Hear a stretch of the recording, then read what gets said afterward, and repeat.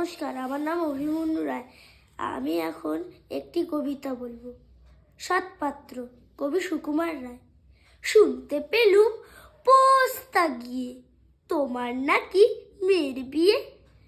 গঙ্গারামকে পাত্র পেলে জানতে চাও সে কেমন ছেলে?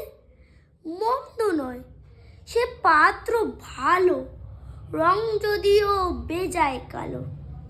তার উপরে মুখের গঠন অনেকটা ঠিক পেঁচার মতো। বিদ্যে বুদ্ধি বলছি মশাই, ধনী ছেলে অধ্যবসায়। 19টি বার ম্যাট্রিকে সে ঘায়েল হয়ে থামলো শেষে। বিষয় আশায় গরিব বেজয়, কষ্টে সৃষ্টে দিন চলে যায়।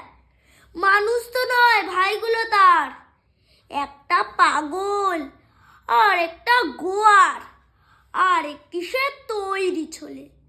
জাল করে নোট গেছেন জেলে, কনিষ্ঠটি তবলা বাজায়, যাত্রা দলে 5 টাকা পায়।